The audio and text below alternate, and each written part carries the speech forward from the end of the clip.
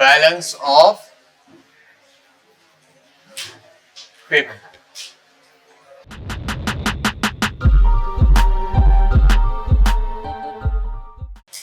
Board की marking इस chapter के लिए, बोर्ड की मार्किंग नहीं कर दो। इस चैप्टर के लिए बोर्ड की मार्किंग बताना, एक अंदाजा लगाना ही है बस, क्योंकि मैंने आपको बताया है कि government budget, foreign exchange rate और बैलेंस ऑफ पेमेंट तीनों जो है वो कंबाइंड मार्किंग से पूछे जा रहे हैं। लेकिन फिर भी आप ये कह सकते हैं कि बीओपी से एक क्वेश्चन तो फॉर श्योर है, आएगा ही आएगा।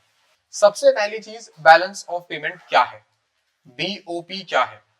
तो बैलेंस ऑफ पेमेंट की अगर मैं आपको बात करता हूं तो ये एक लाइन में ही खत्म हो जाता है कि ये मेरे पास एक स्टेटमेंट ऑफ अकाउंट्स है।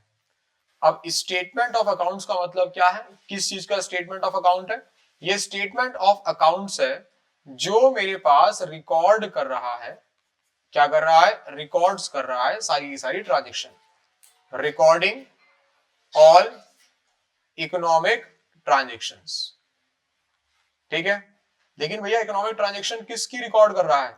ये इकोनॉमिक ट्रांजेक्शंस रिकॉर्ड कर रहा है कंट्री की with rest of the world. Done. तो अब एक बात समझना, अब क्या होता है, देखिए, तो अगर मैं बोलूं कि स्टेटमेंट ऑफ रिकॉर्ड है जो सब कुछ रिकॉर्ड कर रहा है सारे इकोनॉमिक ट्रांजेक्शन, तो आप एक चीज समझ जाएंगे कि इस स्टेटमेंट ऑफ अकाउंट के अंदर भैया दो साइड होंगी फिर तो 100%।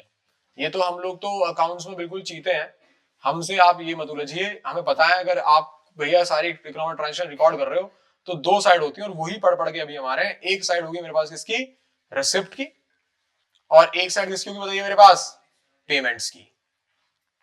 किसकी होगी, पेमेंट्स की। एक्सपेंडिचर करेंगे पेमेंट्स ही करेंगे ना, यहाँ सारा मतलब जो इकोनॉमिक ट्रांजैक्शंस का तो रिसिप्ट्स और पेमेंट थी, तो ऐसे बोल सकते हैं it is an statement of accounts of receipts and payments, it is an statement of account of receipts and payments of country with rest of the world, ये भी बन सकता है।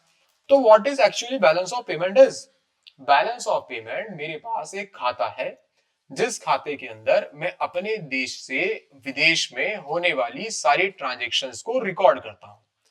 मैं ये देखता हूं कि मेरे देश से कितना सामान गया है और मैं ये देखता हूं मेरे देश में कितना सामान आया है। तो मैं सामान गया है और भैया आया है, तो इसमें क्या होना चाहिए, इसमें कोई वैल्यू इंक्लूड होनी चाहिए, इकोनॉमिक ट्रांजैक्शंस इंक्लूड होनी चाहिए। तो जितनी भी इकोनॉमिक ट्रांजैक्शंस मेरी कंट्री की पूरे वर्ल्ड के साथ हो रही है, उन सारे इकोनॉमिक ट्रांजैक्शंस को मैं जिस जगह पे रिकॉर्ड कर रहा हूं वो जगह मेरी क्या कहला रही है, बैलेंस ऑफ पेमेंट। तो पहली बात तो ये क्लियर हो गई कि इकोनॉमिक ट्रांजैक्शंस से तो सारी मॉनेटरी ट्रांजैक्शंस आएंगी, नॉन मॉनेटरी ट्रांजैक्शंस यहां पर बिल्कुल भी रिकॉर्ड नहीं की जाएगी। क्या रिकॉर्ड की जाएगी, सारी मॉनेटरी या फिर इकोनॉमिक ट्रांजैक्शंस यहां पे रिकॉर्ड की जाएंगी, नॉन इकोनॉमिक ट्रांजैक्शंस यहां पे रिकॉर्ड नहीं की जाएंगी। बात समझ में आई? तो हमारे पास अब आपको ये समझ में आए क्या मेरे देश का ये जो बैलेंस ऑफ पेमेंट है ये ओनली स्टेटमेंट है? नो, ये आपका देश का एक तरह से टैली स्टेटमेंट है कि आप जो अपने देश में से जितना भी आप ट्रांजैक्शंस कर रहे हो तो उनको अगर एक बार तुम्हारे राम दोबारा टैली करना हो, जस्ट तू बस ये रिकॉर्ड कर रहा है, ठीक है, तो ये वो है।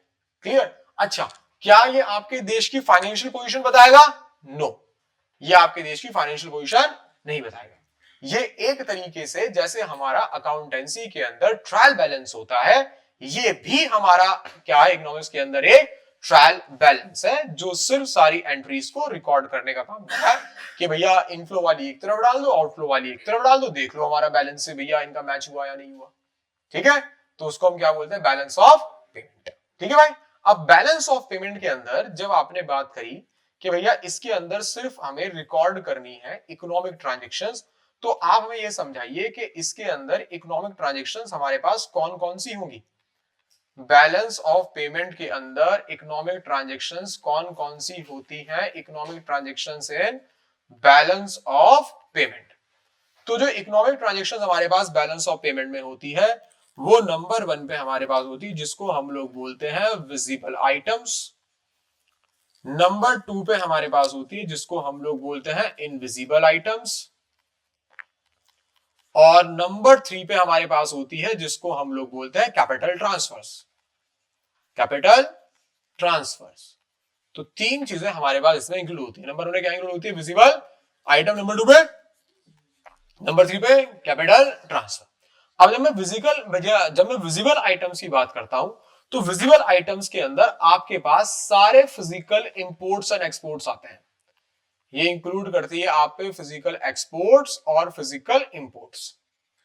फिजिकल एक्सपोर्ट, फिजिकल, यहां पे फिजिकल वर्ड की इस्तेमाल किया, इसलिए इस्तेमाल किया क्योंकि ये आपके पास जो विजिबल आइटम्स होंगे ये आपको दिखेंगे बॉर्डर को क्रॉस करते हुए, आप इनको टच कर सकते हैं।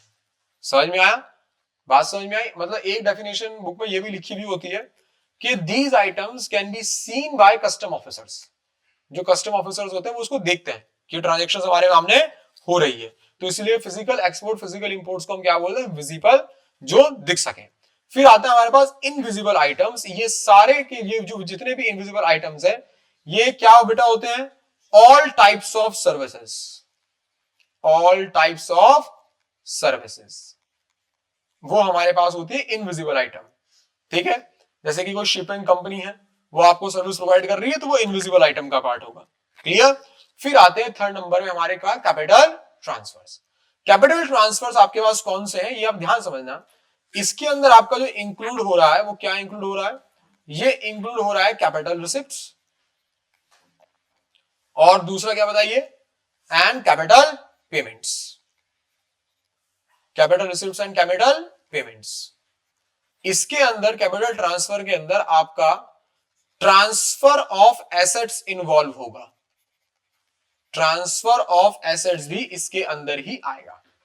तो ये ही बस पूरा बैलेंस ऑफ पेमेंट है और कुछ नहीं है, खत्म हो गया देखो कायदे से। तो ठीक है भाई, पहला मुझे बताइए बैलेंस ऑफ पेमेंट होता क्या है? Balance of payment is an statement of account that records all economic transaction country with rest of the world. ठीक है भैया, क्यों क्या क्या रिकॉर्ड कर रहे हैं? एक तरह साइड में रिसिप्ट, एक साइड में पेमेंट। ठीक है भैया, किनकी? सारी इकोनॉमिक आइटम्स की। तो इकोनॉमिक ट्रांजैक्शन बैलेंस में कौन कौन से आते हैं? नंबर 1 पे विजिबल, नंबर 2 पे इनविजिबल, नंबर 3 पे कैपिटल ट्रांसफर। विजिबल, इनविजिबल और कैपिटल ट्रांसफर। विजिबल टाइप में भैया आइटम्स के अंदर फिजिकल एक्सपोर्ट्स और फिजिकल इंपोर्ट्स होता है।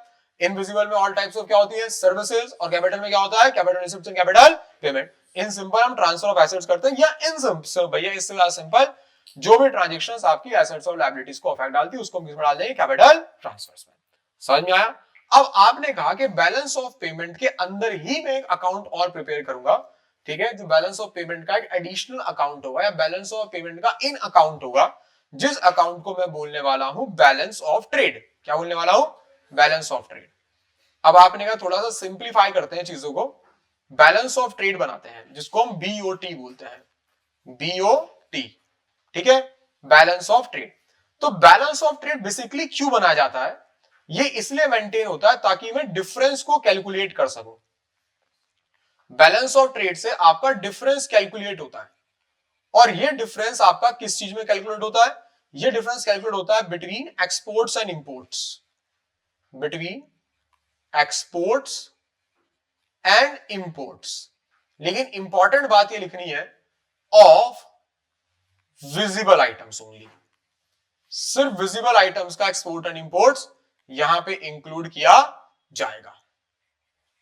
विजिबल आइटम्स, सिर्फ विजिबल आइटम्स का एक्सपोर्ट एंड इंपोर्ट्स यहां पे इंक्लूड किया जाएगा, और किसी का एक्सपोर्ट एंड इंपोर्ट्स यहां पे इंक्लूड किया नहीं जाएगा। बताइए इतना समझ में आया आप लोगों को? नहीं समझ में आया? तो आप लोगों से अगर पूछा जाए कि बीओटी का फॉर्मूला क्या है, तो आप बोल के आएंगे भैया इसका फॉर्मूला है export of visible item. Export of visible item में माइनस कर दूंगा मैं इंपोर्ट ऑफ विजिबल आइटम। ठीक है, एक्सपोर्ट ऑफ विजिबल आइटम में माइनस हो जाएगा इंपोर्ट ऑफ विजिबल आइटम।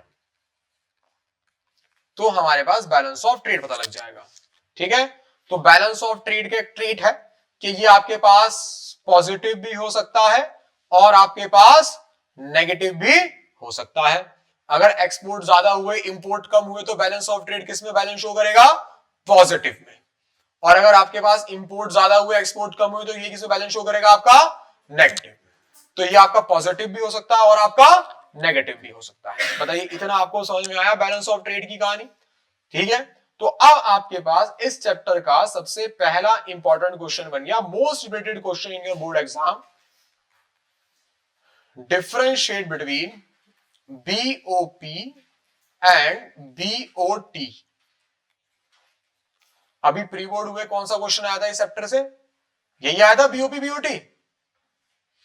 तीन ही क्वेश्चन है, BOP BOT, capital account, current account और अकोमोडेटिंग आइटम और ऑटोनॉमस आइटम। सबसे इंपॉर्टेंट क्वेश्चन मेरे बोर्ड में भी यही आया था, बीओपी बीओटी, जब मैंने बोर्ड एग्जाम दिया था। ठीक है, तो ये चैप्टर बहुत बढ़िया, मतलब मैं आपको बोल रहा हूं ना, कोई अगर government budget, foreign exchange rate और बैलेंस में क्वेश्चन नंबर कटवा रहा है तो और मनी बैंकिंग में नंबर कटवा रहा है, वो बस वो भाई बिल्कुल मूर्ख है, वो कट ही नहीं सकता नंबर। ठीक है, जैसे कि तुम मुझे क्वेश्चन भेजा था, तुमने मुझे वो सैंपल वाला क्वेश्चन था जो तुमने भेजा, बोर्ड का क्वेश्चन था।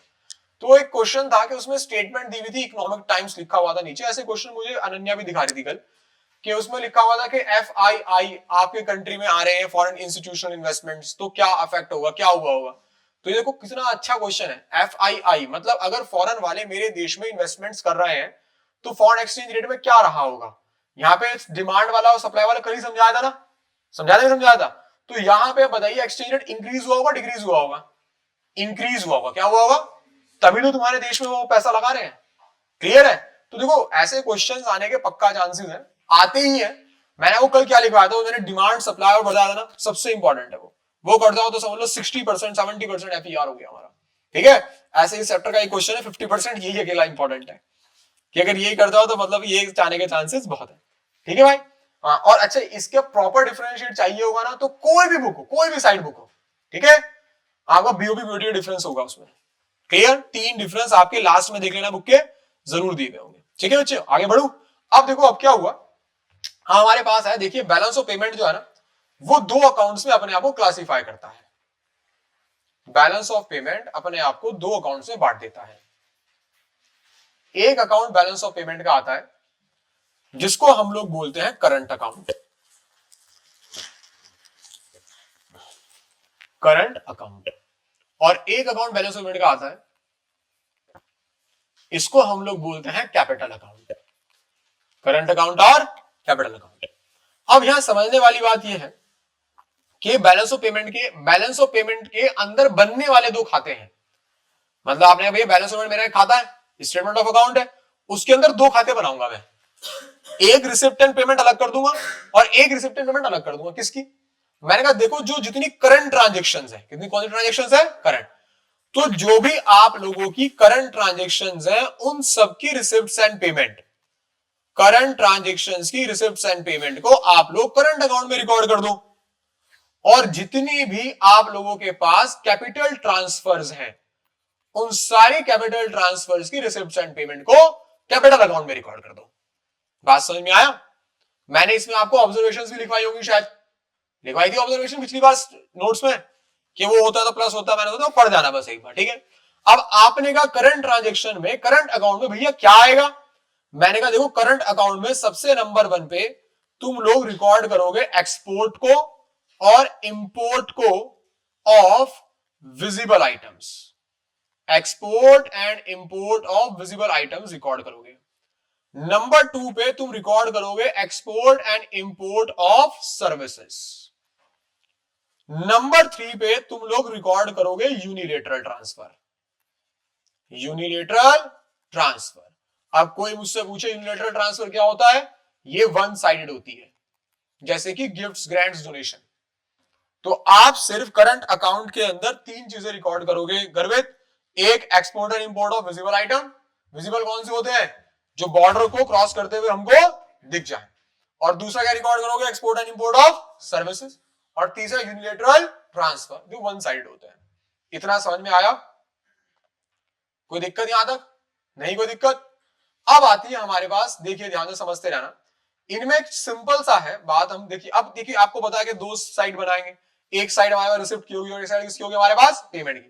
पेमेंट्स होती रहेंगी, इधर लिखते रहेंगे, रिसिप्ट्स होंगी, हम इतने इधर लिखते रहेंगे, वो हमारे अकाउंटिंग रूल्स फॉलो होंगे। ठीक है, उसको डिस्कस नहीं कर रहे, क्योंकि डिस्कस करने के लिए काम ही नहीं है। बात समझ में आया? कि ऐसा तो नहीं बोला कि खाता बना के दिखाओ, तो ऐसा कोई खाता बनाने के लिए बोर्ड में नहीं आया, प्रीवियस ईयर उठा के देख लेना, अगर आया होगा तो हम डिस्कस कर लेंगे। ठीक है, नहीं आया वैसे। अब बात ये आ सकती है लेकिन, कि अगर आपको करंट अकाउंट का बैलेंस निकालना हो तो करंट अकाउंट का बैलेंस कैसे निकलता है? तो करंट अकाउंट बैलेंस हमारे पास होता है इज इक्वल्स टू अब देखिए इधर सुनना, आपने करंट अकाउंट बनाया, करंट अकाउंट के अंदर 3 रिकॉर्ड करे पार्ट, विजिबल, इनविजिबल और यूनिलेटरल। तो तेरे खाते करंट अकाउंट के अंदर फिर 3 बनेंगे, मतलब पहले बैलेंस स्टेटमेंट एक खाता, उसके अंदर एक खाता करंट अकाउंट, करंट अकाउंट के अंदर 3 खाते, एक एक्सपोर्ट का, इंपोर्ट का विजिबल, एक एक्सपोर्ट इंपोर्ट इनविजिबल और एक एक्सपोर्ट इंपोर्ट यूनिलेटरल। बात समझ में आई? तो अब सिर्फ मैं नोट कर रहा हूं, जैसे बैलेंस ऑफ ट्रेड वो एक्सपोर्ट इंपोर्ट विजिबल था ना, तो एक्सपोर्ट इंपोर्ट विजिबल का सिर्फ, तो जितनी पेमेंट हुई इस तरफ, जितनी रिसिप्ट हुई इस तरफ, निकाल के उनका बैलेंस निकाल दिया। क्या निकाल दिया? उनका बैलेंस। के बैलेंस की फिगर भैया ये आ गया, क्या बैलेंस ये आ गया। फिर इनविजिबल का रिसिप्ट पेमेंट, फिर यूनिलेटरल के रिसिप्ट पेमेंट। तो तुम्हारे पास टोटल करंट अकाउंट में कितने बैलेंस होंगे? 3। कितने बैलेंस होंगे? 3। तो अगर करंट अकाउंट का बैलेंस पता करना है मुझे, तो balance of visible trade plus balance of invisible trade plus balance of unilateral transfer. लिखो, देखो करंट अकाउंट बैलेंस निकालने के लिए भैया मुझे करना है balance of visible trade plus balance of invisible trade और प्लस कर देना है भैया इसमें बैलेंस ऑफ यूनिलेटरल ट्रांसफर।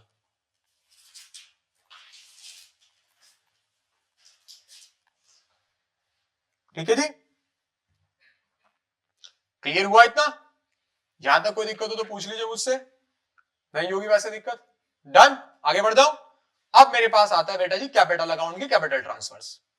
अब जब मैं आप लोगों से यहां बात करता हूं कैपिटल ट्रांसफर्स की, तो कैपिटल ट्रांसफर्स में देखते हैं कैपिटल ट्रांसफर्स में हमारे पास क्या आएंगे। देखिए अब आप इसमें ध्यान से समझना, ये जो कैपिटल ट्रांसफर्स होगी दो चीजों को रिफ्लेक्ट कर रही होगी, या तो आप लोगों का चेंज हो रहा होगा, चेंज इन एसेट, ठीक है, और या फिर चेंज किसमें हो रहा होगा? लायबिलिटी स्टेटस में। जब भी एसेट और लायबिलिटी के स्टेटस में चेंज हो of a resident of a country और गवर्नमेंट, या तो गवर्नमेंट के या उसके रेजिडेंट के, तो हम किसमें रिकॉर्ड करेंगे उसे? कैपिटल अकाउंट में। कैपिटल अकाउंट में किसमें रिकॉर्ड करेंगे? कैपिटल अकाउंट में। बताओ समझ में आया? पक्का? इसकी भी दो साइड होंगी, एक रिसिप्ट्स और एक पेमेंट्स। भाई ऐसा थोड़ा है लोन लोगे लोन दो भी तो सकते हो, ऐसा थोड़ा ना कि खाली पैसा आएगा पैसा जा भी तो सकता है। कोई फॉरेन ही तुम्हारे देश से कुछ खरीदे इन्वेस्टमेंट करे, तुम भी तो इन्वेस्टमेंट कर सकते हो। टाटा ने नहीं करी थी जीएलआर में, Jaguar land rover range rover, तो टाटा ने फॉरेन इन्वेस्टमेंट करके खरीदी सारी, बाद में उसे आगे मिक्स कर लिया। बात समझ में आया? ठीक है ना? ऐसे उन लोगों ने भी करी हमारे इंडिया की, भैया मारुति खरीदी सुजुकी ने आगे, ठीक है, तो पहले मारुति सुजुकी पे नाम से ही है, ज्यादा शेयर तो किसके हैं? अब सुजुकी के हैं। क्लियर आई इतनी बात समझ में? क्या हो गया? आराम से आराम से, ठीक है, मैं सही पढ़ा रहा हूं, ठीक है। चेंज इन एसेट और लायबिलिटी स्टेटस, ठीक है। चलो भाई, अब हमारे पास नेक्स्ट आता है कि आप ये बताओ कि कैपिटल अकाउंट के अंदर हमारे पास कौन से कंपोनेंट्स होते हैं। तो ये एसेट और लायबिलिटी के आप यहां पे जो समझा रहे हो वो समझा रहे हो components of capital account, components of capital account. तो यहां कंपोनेंट्स ऑफ कैपिटल अकाउंट लिखिए। अब मेरे बच्चे की बात समझिए, यहां पे दो ही प्रिंसिपल कंपोनेंट्स होते हैं, मतलब अगर आप बात कंपोनेंट की बात कर रहे हैं तो कंपोनेंट्स के अंदर आपके दो ही principal, two main principal components यहां पे आएंगे, और वो कंपोनेंट्स मेरे पास होंगे नंबर 1 पे फॉरेन इन्वेस्टमेंट, फॉरेन इन्वेस्टमेंट, ठीक है, और नंबर 2 पे होगा, नंबर 2 पे होगा मेरे पास लोन्स। बस दो ही होंगे, इन्वेस्टमेंट और लोन्स, इसके अलावा कोई प्रिंसिपल कंपोनेंट नहीं होने वाला आपके पास। अब बच्चे आराम से सुन, इन्वेस्टमेंट, इन्वेस्टमेंट के तेरे पास दो सब कंपोनेंट्स हैं, इन्वेस्टमेंट के मेरे पास दो सब कंपोनेंट्स हैं, ठीक है भाई। नंबर ए, उसका नाम है एफडीआई। एफडीआई है फॉरेन डायरेक्ट इन्वेस्टमेंट। और बी मेरे पास है एफ आई आई, ये होती है फॉरेन इंस्टीट्यूशनल इन्वेस्टमेंट। तो देख, तुझसे पूछी फॉरेन इंस्टीट्यूशनल गई थी, लेकिन क्वेश्चन फॉरेन एक्सचेंज रेट का था, तो ऐसा मिक्स होके आएगा दोनों, ठीक है। और इसी का दूसरा नाम होता है पोर्टफोलियो इन्वेस्टमेंट। Portfolio investment. अब क्या है दोनों, बहुत आराम से सुनो। अगर कोई भी फॉरेनर या तुम किसी देश के अंदर पूरा कंट्रोल लेते हो एसेट का, क्या लेते हो, पूरा कंट्रोल, तो वो एफडीआई कहलाते हैं। अब इसको सिंपल भाषा में समझाऊं कि तुमने किसी कंट्री के अंदर जाके 100% इन्वेस्टमेंट करी है, तो जब 100% इन्वेस्टमेंट करोगे तो राइट्स, ऑनरशिप और कंट्रोल तुम्हारे पास ट्रांसफर हो जाएंगे। भैया मैंने जमीन खरीद ली पूरी की पूरी, तो इस जमीन के अधिकार, इस जमीन का मालिकाना हक और इस जमीन का सारा कंट्रोल किसके पास आ गया, मेरे पास। बात समझ में आया? तो जब भी कोई कंट्री, जैसे हमारे देश में एफडीआई वॉलमार्ट ने करी और बहुत सारी वॉल भैया हमारे एफडीआई है, हम करने लगे। जब कोई फॉरेन कंपनी तुम्हारे कंट्री के अंदर आके 100% इन्वेस्टमेंट करे, तो उसको हम बोलते हैं एफडीआई, फॉरेन डायरेक्ट इन्वेस्टमेंट, या फिर portfolio, sorry, foreign direct investments. Clear है कि एसेट के जो ऊपर कंट्रोल था वो ही टेक ओवर मैंने पूरा कर लिया। बात समझ में आई? अब हमारे पास आती है portfolio investments, foreign institutional investment. ये हमारे पास जो होती है, ये परसेंटेज ऑफ शेयर में होती है। ऐसा लिख सकते हैं आप, परसेंटेज ऑफ शेयर। अरे परसेंटेज ऑफ शेयर्स का मतलब क्या है? ये मतलब ये है कि आप 100% इन्वेस्टमेंट ना करो, कुछ परसेंटेज ऑफ शेयर को टेक ओवर कर लो। आप ये नहीं कर रहे कि मैं पूरे 100 के 100% शेयर खरीदना चाहता हूं, नहीं, मैं 20% जाके इन्वेस्टमेंट करती। समझ में आया? जैसे कि अब अगर हम याद करें तो फिर वही सेम एग्जांपल मारुति सुजुकी का। सुजुकी कंट्री के अंदर आई और मारुति के आगे कुछ परसेंटेज ऑफ शेयर को टेक ओवर कर लिया कि यार मैं 25% की मालिक हूं, पैसा देता हूं 25% का, ठीक है। तो पूरा राइट ट्रांसफर नहीं हुआ, परसेंटेज ऑफ शेयर गया, उसको क्या बोलेंगे, एफआईआई। ये ऐसे भी हो सकता है कि आपकी कंट्री में फॉरेनर, कोई फॉरेनर या फॉरेन की कोई कंपनी आपकी कंट्री की शेयर मार्केट में पैसा लगा रही है, तो शेयर मार्केट में पैसा लगा रही है तो इक्विटीज जारी होंगी, तो इक्विटीज जारी तो क्या जारी होगी, ऑनरशिप क्या जारी होगी। तो वो जो ऑनरशिप ट्रांसफर हो रही है उसको भी हम लोग क्या बोलेंगे भैया, एफआईआई, फॉरेन इंस्टीट्यूशनल इन्वेस्टमेंट या फिर पोर्टफोलियो इन्वेस्टमेंट। बताइए यहां तक समझ में आया या नहीं समझ में आया? पक्का समझ में आ गया? अब आते हैं नेक्स्ट पॉइंट पे। नेक्स्ट पॉइंट हमारे पास क्या है, जिसका नाम है लोन्स। अब लोन्स के अंदर हमारे पास इससे तो दो ही मेन आते हैं, लेकिन मैं आपको लिखवा देता हूं। सबसे पहले हमारे पास जो आएगा लोन्स के अंदर, वो आएगा कमर्शियल बोरोइंग्स। कमर्शियल बोरोइंग्स, ठीक है। और एक आएगा बी पे, borrowing as external assistance.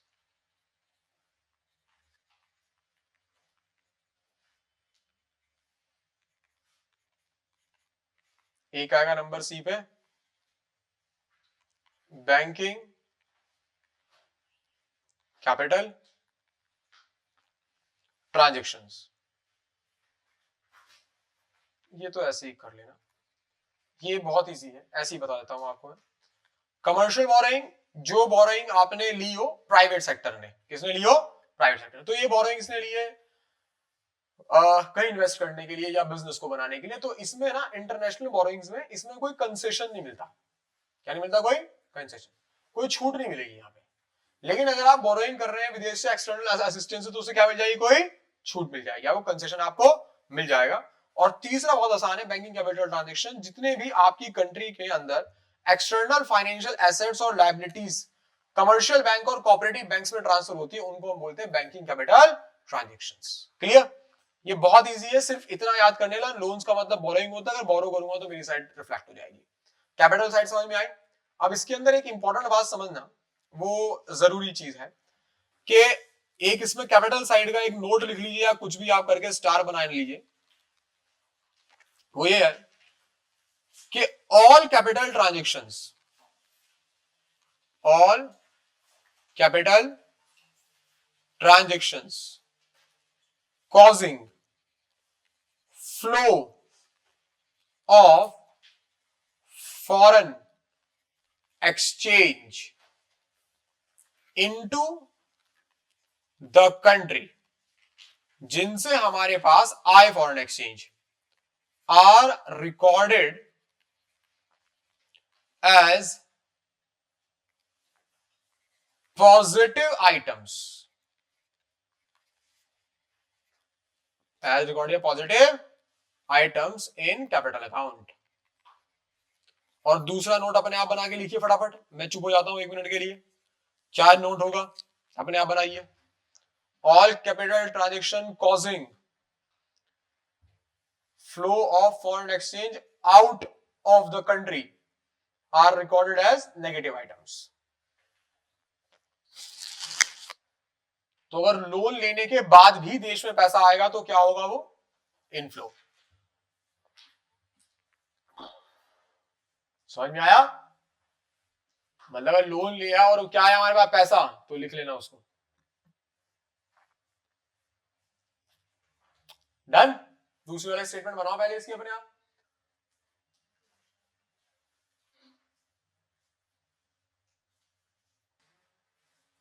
Are recorded as positive items, और दूसरा कौन सा आएगा, आउटफ्लो वाले सारे नेगेटिव आइटम्स। हो गया, लिख लिया। मैं लिख नहीं रहा, देखो नोट को बाद में मत क्या ना, जब ये पीडीएफ मिलेगी दूसरे पे क्या था सोचो, तो लिख लिया तुमने, है ना। चलो अब इसका बैलेंस निकालो कैपिटल अकाउंट का। हम लोग कैपिटल अकाउंट का बैलेंस कैसे निकालेंगे, तो ये सोचने वाली बात है। Inflow minus outflow, capital account का बैलेंस।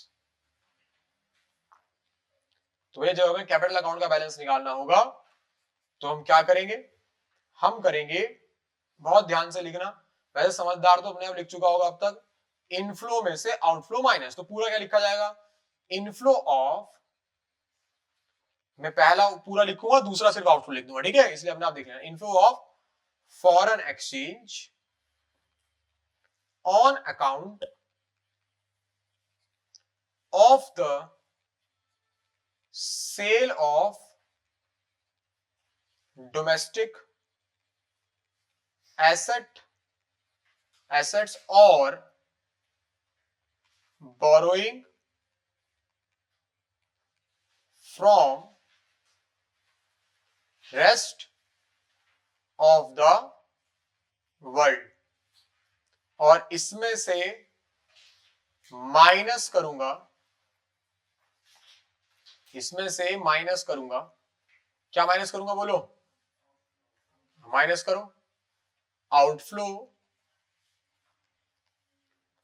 ऑफ, क्या लिखूंगा बताओ, आउटफ्लो ऑफ फॉरेन एक्सचेंज, बोलो भाई, आउटफ्लो ऑफ फॉरेन एक्सचेंज, आगे लिखूंगा on account of the purchase, on account of the purchase, तो लिखो पूरा सब बनाओ अपने आप लिखो, आउटफ्लो ऑफ सब लिखो खुद,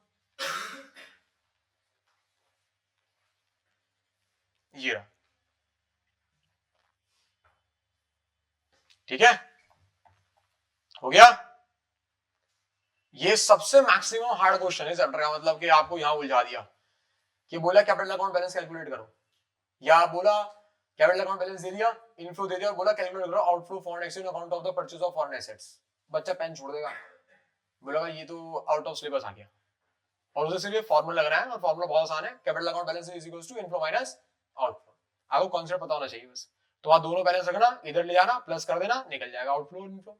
समझ में आया? एक चीज में और लिख लीजिए नोट की, ये और सोने पे सुहागा है कि अब टीचर कुछ भी पूछ ले, हम उसके सामने आंखें में से आंखें डाल के खड़े हुए हैं। Surplus on capital account implies net inflow of capital, और अपोजिट अपने आप लिखो, क्या होगा सरप्लस का अपोजिट? डेफिसिट। डेफिसिट ऑन, मैंने आपको दो तीन बातें वो भी बताई जो पिछली बार नहीं बताई थी।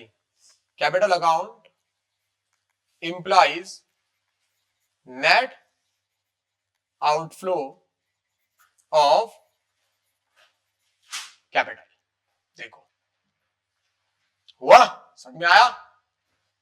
क्लियर हो गया? ये कोई दिक्कत नहीं? कुछ समझाना है यहां तक? यहां तक सब क्लियर हो गया? कैपिटल अकाउंट बैलेंस कैसे आएगा, कैपिटल में क्या आता है, सरप्लस हुआ तो क्या हुआ नेट इनफ्लो, डेफिसिट हुआ तो क्या हुआ नेट आउटफ्लो। क्लियर? अब आते हैं हम लोग दो आइटम्स पे जिनका नाम बड़ा खतरनाक है, above the line items and below the line items. अब सुनो, एक क्वेश्चन ये आ गया, ये भी आ सकता है question, differentiate between current account and capital account. तो ये भी 3 नंबर है क्वेश्चन, इसके चांसेस कम है क्योंकि इसके बढ़िया हैं, ऑटोनोमस अकाउंटिंग और बीओपी और बीओटी।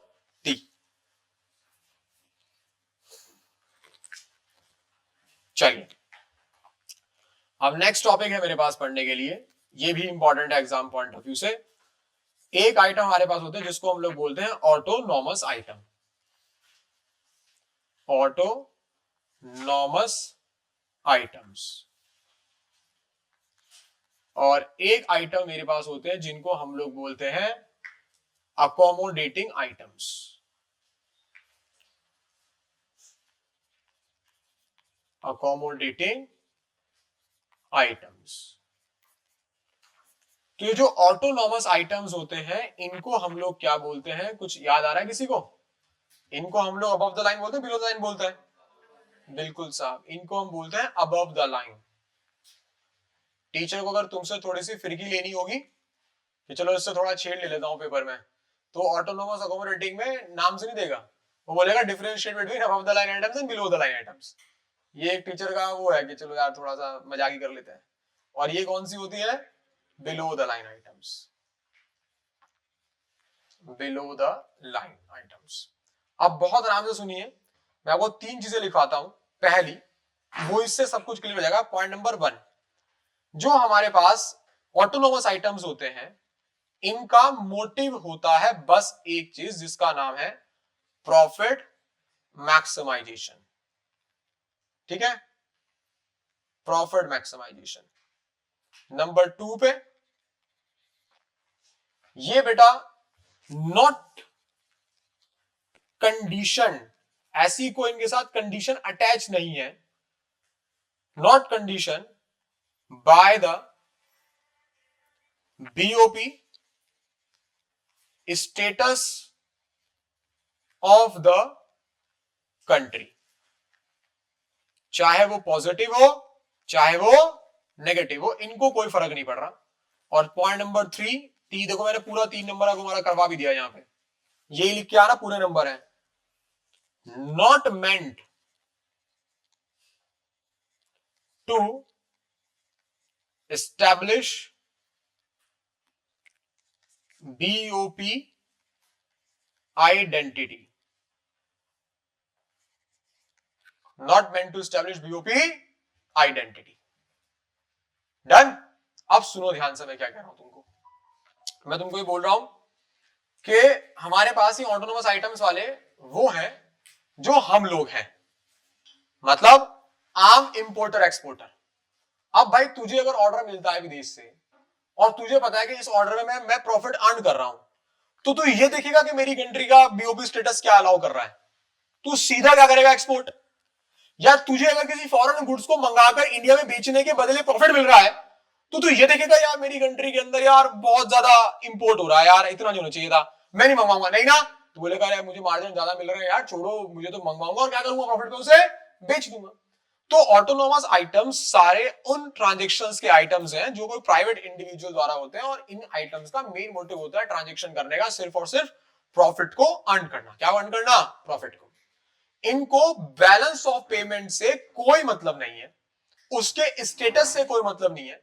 ये बैलेंस ऑफ पेमेंट का स्टेटस क्रिएट करने के लिए बने ही नहीं है। मतलब कुछ आइटम ऐसे स्पेशल होंगे जो हमारे पास अकोमोडेटिंग में चले जाएंगे, कि जिनका मकसद है बीओपी स्टेटस को मेंटेन रखना या क्रिएट करना। These items are not condition by the BOP status. इनके ऊपर कोई बीओपी स्टेटस की कंडीशन अप्लाई नहीं हो रही, ये फ्री है। आपको अगर लग रहा है आप करो, पॉजिटिव है नेगेटिव है कोई फर्क नहीं पड़ रहा, ठीक है, तुम्हें बीओपी के स्टेटस से कोई लेना देना नहीं है। और ये आइटम बीओपी की आइडेंटिटी से भी कोई मतलब नहीं रखते। बीओपी की आइडेंटिटी है, बीओपी की आइडेंटिटी में अगर हम भैया इनको आइटम, इन आइटम्स के ट्रांजैक्शन को मतलब नहीं है कि बीओपी की आइडेंटिटी पूरे वर्ल्ड में हमारे बीओपी स्टेटमेंट पॉजिटिव शो रहा है या नेगेटिव शो रहा है, इंडिया के लिए पॉजिटिव या नेगेटिव है कोई मतलब नहीं है, तो इनको आइडेंटिटी भी नहीं बनानी। अब क्या हुआ, अब अगर ऐसे ही सब ट्रांजैक्शन होगा तो बैलेंस ऑफ पेमेंट का तो किसी को कुछ पड़ेगा नहीं, तो फिर हमारे पास बिलो द लाइन आइटम आए। अब ये आइटम कौन से है, पॉइंट नंबर 1 लिखे देखिए, नॉट फॉर प्रॉफिट मोटिव। अपने आप लिख सकते हैं आप सब चीजें। Point number 2, conditioned by the positive or negative BOP status of the country। इनको फर्क पड़ता है भाई। Point number 3, meant to establish BOP identity. ये है इसीलिए कि क्या क्रिएट हो सके, बीओपी की आइडेंटिटी। बताइए इतना समझ में आया आपको, एक बार देख लीजिए इसको। तो ऑटोनोमस आइटम्स कौन से आइटम है जिनको प्रॉफिट चाहिए लेकिन अकोमोडेटिंग को प्रॉफिट मोटिव नहीं है, ये देश के अंदर लाए करने वाले स्पेशल इकोनॉमिक जोन्स के आइटम्स है।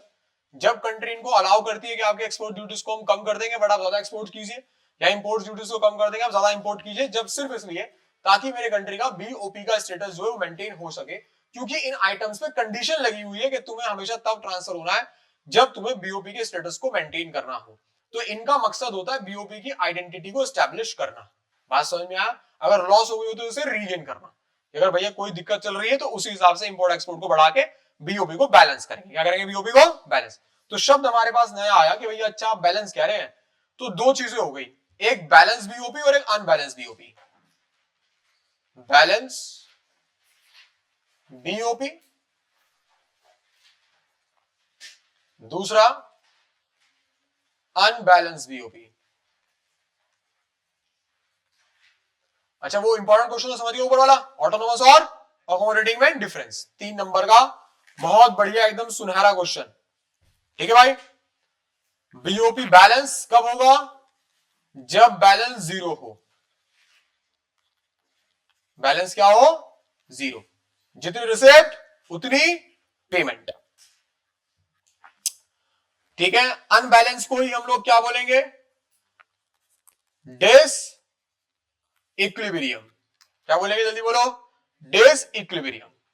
ठीक है, और बीओपी का अगर इक्विलिब्रियम बोलो तो बीओपी इक्विलिब्रियम में कब होगा, इक्विलिब्रियम कब होगा बोलो, जब बैलेंस क्या होगा, जीरो। बैलेंस बीओपी मेरे पास इक्विलिब्रियम है और अनबैलेंस बीओपी क्या है मेरे पास, डिसइक्विलिब्रियम। बात समझ में आई इतनी, तो ये डिसइक्विलिब्रियम आया मेरे पास, इसका मतलब क्या है, ये दो कंडीशन देगा। Condition number 1 surplus, condition number 2 deficit. Surplus और डेफिसिट। सरप्लस डिसइक्विलिब्रियम में लिखना नेट